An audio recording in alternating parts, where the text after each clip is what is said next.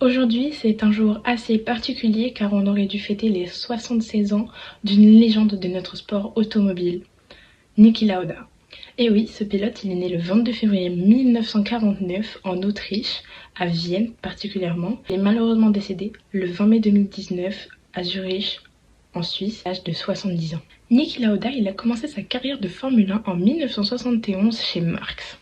Mais il aura marqué de bien des manières notre sport automobile, a commencé avec ses 2 titres chez Ferrari en 1975 et en 1977, puis son dernier titre en 1985 chez McLaren. Il est à ce jour le seul pilote de Formule 1 à avoir à la fois remporté un titre mondial avec Ferrari et avec McLaren.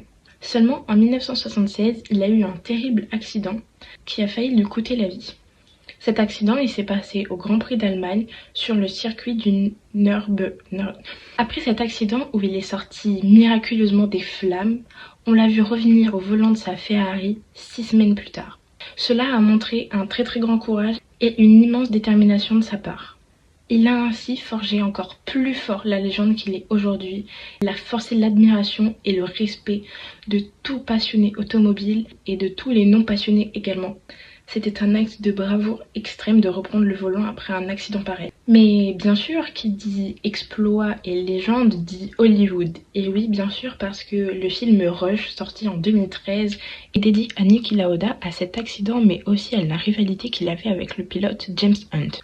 Après avoir gagné son dernier titre mondial en 1985, Niki Lauda décide de complètement tout arrêter. Seulement, avant d'arrêter totalement sa carrière, il avait déjà pris quelques années auparavant une pause de 2 années après avoir été chez Brabham. Le pilote en avait marre de, je cite, tourner en rond dans cette écurie et donc a décidé de faire une pause, un break donc de 1979 à 1981 et a repris le volant chez McLaren en 1982.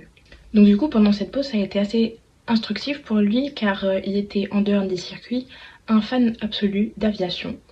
Il a donc décidé pendant cette pause de se lancer dans un projet fou qui était de créer sa propre industrie. À partir de 2012, et ce jusqu'à sa mort, il deviendra le président non exécutif de l'écurie Mercedes AMG Petronas. Et il a d'ailleurs aidé Mercedes à engager Lewis Hamilton comme pilote principal de l'écurie et a notamment aidé les pilotes Lewis Hamilton et Nico Rosberg à parler entre eux et à communiquer entre eux parce qu'on le sait tous, il y avait de très grandes tensions à l'époque entre les 2 pilotes.